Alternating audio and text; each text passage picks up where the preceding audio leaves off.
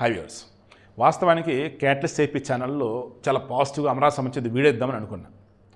కానీ ఒక లైన్ నన్ను బాగా డిస్టర్బ్ చేసింది. ఏంటి ఆ లైను? మున్సిపల్ శాఖ మంత్రి ఎవరు? పొంగులేటి నారాయణ. సరే, నారాయణ విద్యా సంస్థల చైర్మన్. నాకు అసలు ఎక్కడ కనపడలే. ఇప్పుడు నారా లోకేష్ ఉన్నారండి, ఆయన వచ్చేంటి? హెచ్ఆర్డి, హ్యూమన్ రిసోర్స్ డెవలప్మెంట్, మానవ వనరులు, విద్యాశాఖ, ఐటీ. పవన్ కళ్యాణ్ ఏంటి? డిప్యూటీ సీఎం, పంచాయతీరాజ్ శాఖ మంత్రి, అటవీ శాఖ మంత్రి, చంద్రబాబు ముఖ్యమంత్రి. సో ఇక్కడ చంద్రబాబు తర్వాత అన్నప్పుడు డిప్యూటీ సీఎం అన్నప్పుడు పవన్ కళ్యాణ్ కనిపిస్తారు.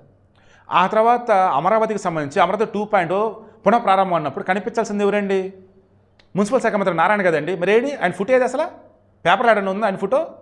ఓన్లీ చంద్రబాబు మోడీ కనపడ్డారు కొన్ని చోట్ల, చంద్రబాబు మోడీ పవన్ కళ్యాణ్ కనపడ్డారు కొన్ని చోట్ల, చంద్రబాబు మోడీ పవన్ కళ్యాణ్ లోకేష్ కనపడ్డారు కొన్ని చోట్ల. నారాయణ ఎక్కడ కనపడ్డాడండి? నాకు తెలిసి నేనైతే చూడలే. నేను ఇక్కడ ఒకటే అంటున్నా, జగన్మోహన్ రెడ్డి హయాంలో ఇవే కదా మనం హైలైట్ చేశాము.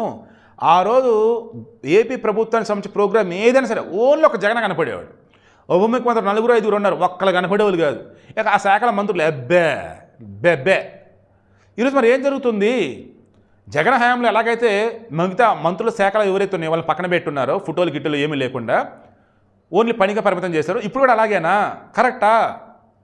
అయిన పేరు తప్పిదమా? లేదన్నప్పుడు యాడ్ ఇచ్చిన తప్పిదమా? లేదన్నప్పుడు పత్రికలో తప్పిదమా? కరెక్ట్ కాదు చంద్రబాబు గారు, కరెక్ట్ కాదు పవన్ కళ్యాణ్ గారు. ఖచ్చితంగా మీరు కూడా ఆయా శాఖల మంత్రులు ఏతున్నా వాళ్ళ ఫోటోలు కూడా కనపడాలండి.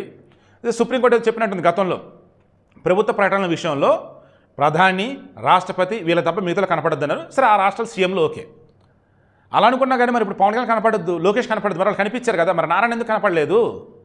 స్ట్రైట్ పాయింట్ అండి.